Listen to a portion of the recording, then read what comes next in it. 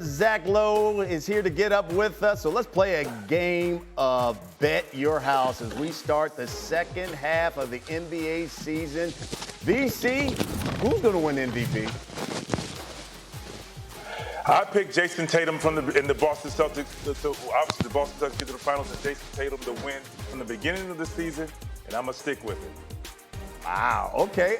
So if that's the case, Zach, which team's going to win the East? I picked the Bucks at the start of the season, and I'm a big believer in you got to stick with your picks. So Boston has been the best team top to bottom all season, but Giannis is Giannis, and I am, by my own rule, sticking with the Bucks. I love it, even with the wrist injury. Okay, Vince, which team will win the West then? I mean, this is a little sticky, but I'm going with that guy called Kevin Durant, Chris Paul, and Devin Booker and the Phoenix Suns. I think they will have enough. Yes, it's a challenge for them to kind of to mesh and gel together to get where they want to be, because typically after All-Star break, we know that's when you want to hit your stride. But at the same time, you have Kevin Durant now. Yeah, he's targeted March 1st as his comeback for the Suns. All right, going down a little further in the West standings, Lakers are currently out of play-in contention. They're in 13th, but with 23 games left, LA just 3.5 games of the 6th seed. AD, Darvin Ham, spoke to the media just yesterday about the road ahead for LA. I think each game, is a must-win game for us, given the situation that we're in. So they're all pretty important. We got to treat each game that way. Look at it as like a Game 7 game. We can go and secure a spot. That is our goal right there. And if we fall into a play-in situation, so be it. But our number one goal is to go secure a spot, not just to throw games off here and there and just wish for a play-in. We want to go secure a spot. Okay, so they believe they got some younger players, especially with D'Angelo Russell with the trade. Vince, do the Lakers have what it takes, you think, to make the playoffs and make a run?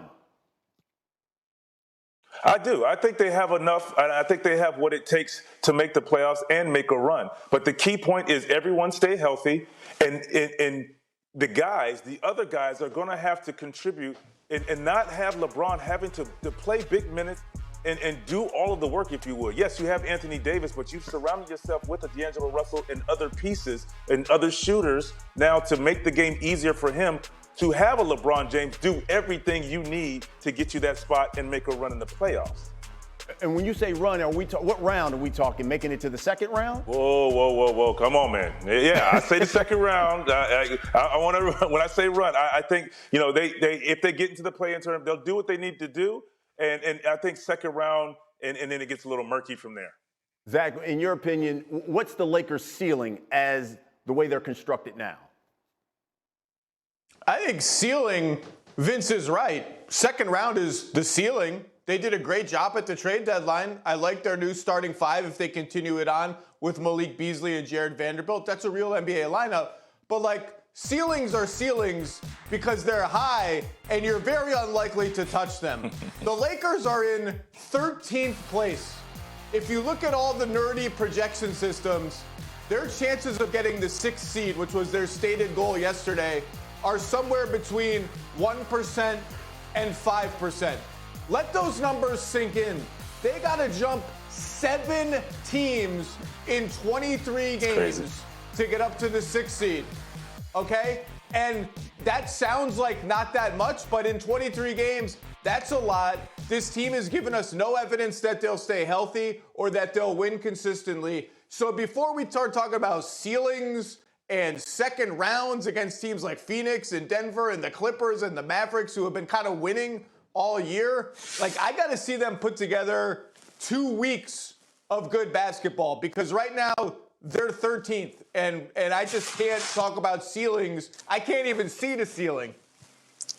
Speaking of the Lakers, just yesterday, former Laker Russell Westbrook made it official, signed with the Los Angeles Clippers to finish out the season. Westbrook joins a Clippers squad that sits 4th right now in the West. Westbrook and Ty Lue spoke to the media. Any normal human being in any situation in the workplace and somebody that a lot of teammates and people that want you here is very important. To me, I value that a lot. We want Russ to be Russ. And so If he's doing too much or not enough, I'll let him know. But we want him to be the player that he is. You know, the MVP, the Hall of Famer. He brings a dynamic that we don't have, you know, on this team. Okay, so Brody stays in L.A., changes teams. All right, Vince, with Westbrook now, is this a move that's going to hurt or help the Clippers going forward?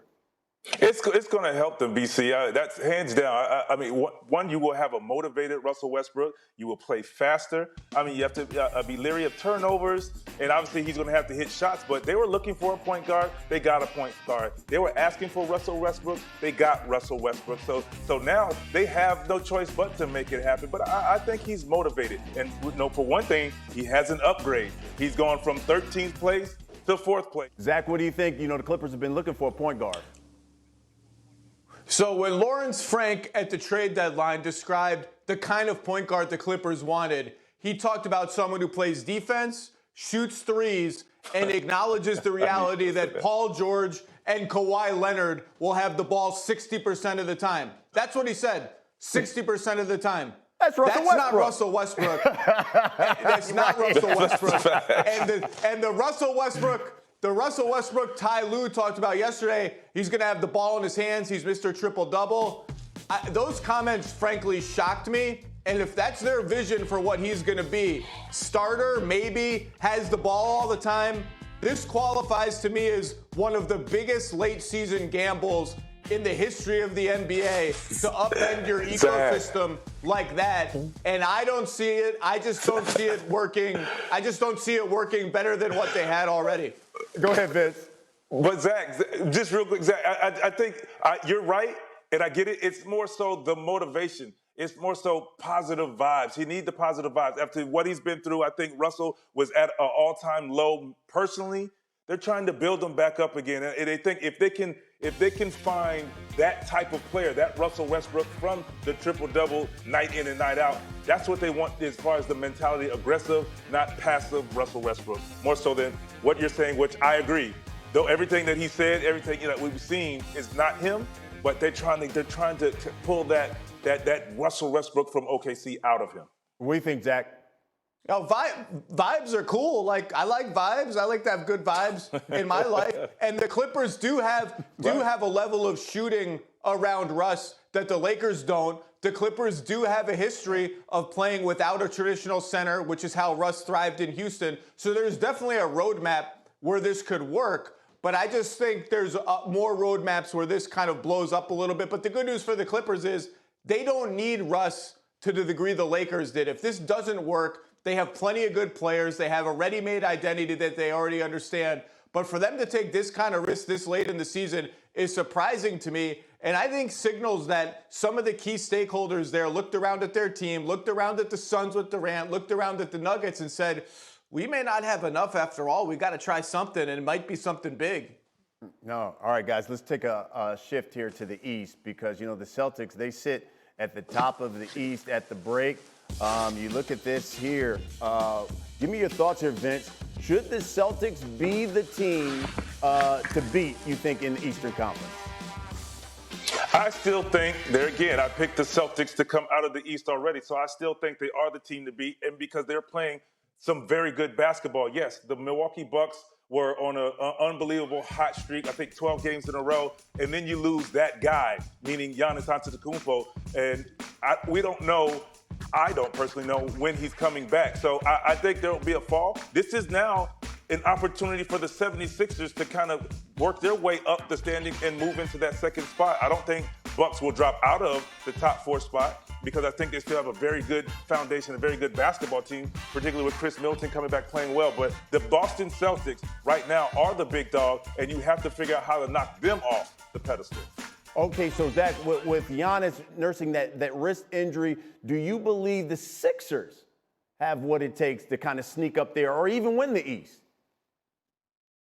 So the Sixers have the hardest schedule in the East for the rest of the season. The chances of them jumping to 2 are pretty low unless they beat a whole bunch of really good teams, which they're capable of. Number one, I don't think the Giannis injury, I have not heard a lot of concern that this is going to be a long-term thing. He's made of titanium. It seems he recovers from injuries instantly anyway, so I'm not worried about it. As for the Sixers, talent-wise, They absolutely have what it takes to win the East. They are all in on this season. They loaded up in the summer. They loaded up again at the trade deadline.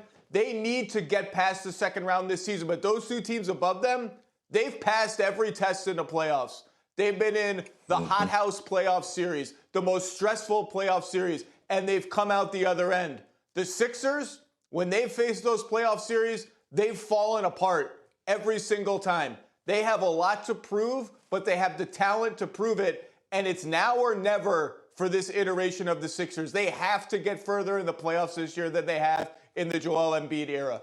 Yeah, second half of the NBA season starts tonight. Thanks for watching ESPN on YouTube. For live streaming sports and premium content, subscribe to ESPN+.